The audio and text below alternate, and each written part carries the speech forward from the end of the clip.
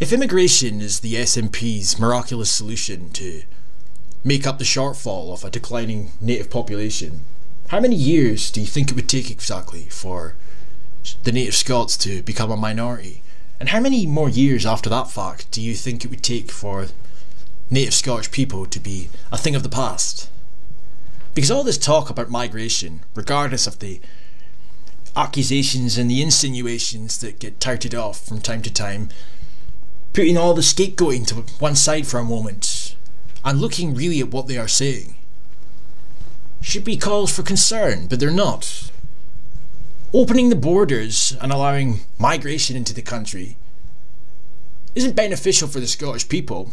Oh no, because they're now criticising Boris Johnson's supposed plan to adopt an Australian-style system, which of course would be to allow in, hypothetically speaking, high-skilled immigrants, cutting out the bulk of low-skilled.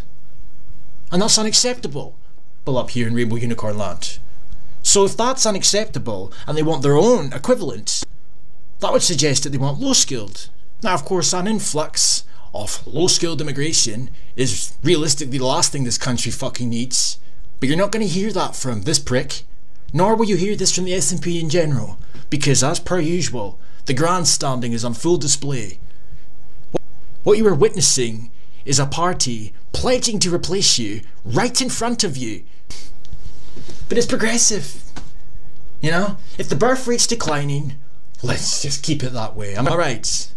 Because it's all part and parcel in living in a globalised Scotland. Scotland relies on migration to grow its population because the Scottish Government can't be bothered to do anything to rectify the issues themselves. Which is telling, is it not? No, they're quick to stoke fear in relation to the projections that they've got.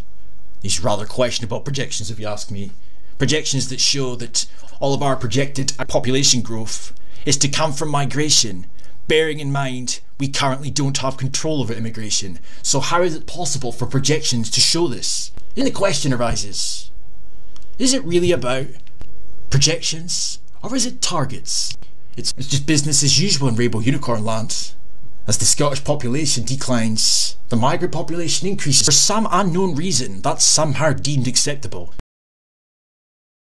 If their projections are to be believed in any way whatsoever in regards to projected population growth, we can also conclude that there will be no effort in such times to reverse the trends on display.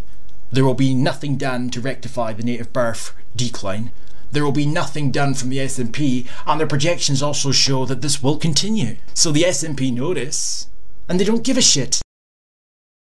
The SNP, don't you forget, have been united and consistent in standing up for the benefits of migration. Yes, but they seem to leave out all the negatives. And today we're unveiling our proposals to introduce a Scottish visa, which would be tailored to Scotland's needs. I wonder how many people are going to exploit that system to illegally emigrate to England. The immigration system would serve the needs of Scotland. Not the Scottish people though. The people that are being actively replaced before our eyes, quite literally being replaced, going to reflect our humanitarian, welcoming and open-minded culture.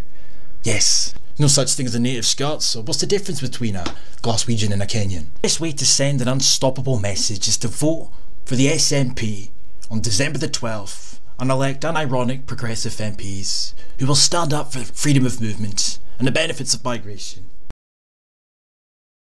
The most infuriating things about all of this is the fact that due to being part of the UK, Scotland has been relatively sheltered from the bombardment or the influx of migrants that have entered England for the last 10 years or so.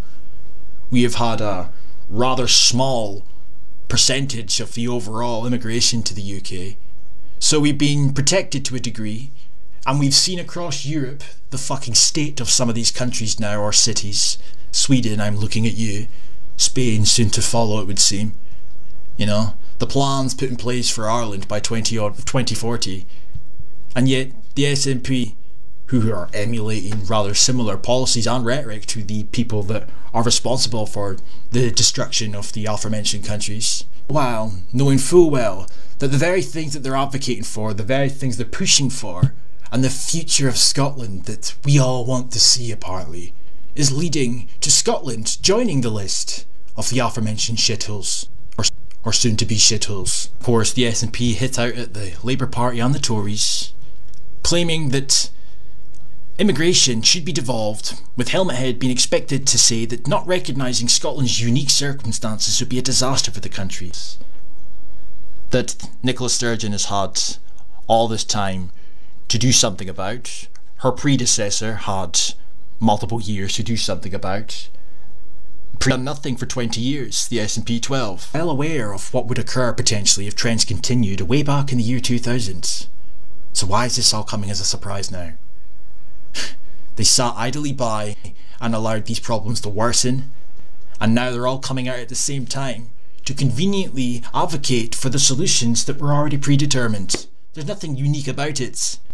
The bulk of European countries are seeing the same issue in regards to demographics. So too is Wales and England. Hear that at this election only a vote for the SNP is a vote to escape Brexit. And to protect businesses from economic harm. Oh yeah. Put Scotland's future into Scotland's hands. Well, that's a lie. Freedom of movement is vital for Scotland, and it's clear any form of Brexit would be devastating. The best deal for business and for Scotland is to remain in Europe. And the Labour and Tories must now get behind the SNP's calls to fully protect freedom of movement. So it's no longer something that we should hold on to after Brexit if it was to ever occur. Oh no, it's something that now needs to be protected. And that's something the SNP know all about with their human rights adaptations to our legal system. And we all know who that's going to benefit later on down the line. Trying to imply that it's an ideological obsession held by the Tories in regards to migration cuts that are to blame. If migration into Scotland falls by half, Scotland's GDP would be lower than by almost 5 billion. We can't afford more of Westminster's failed approach to migration, but it's not Westminster's failed approach to migration that's led us to this point. It's the SNP's inaction. As I said, what have they done to entice EU immigration over here in all the time that they've had?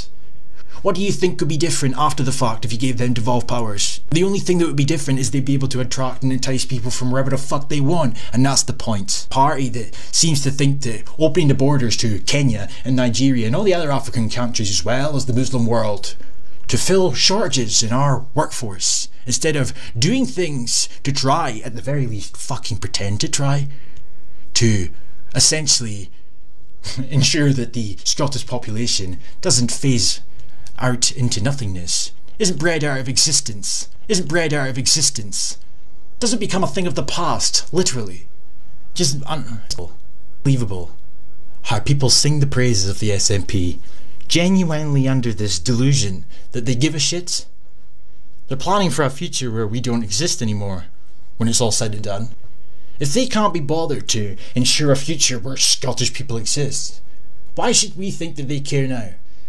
They don't give a shit. Actively trying to make a case for immigration so they can replace you and have the cheek to call it progress while they're at it.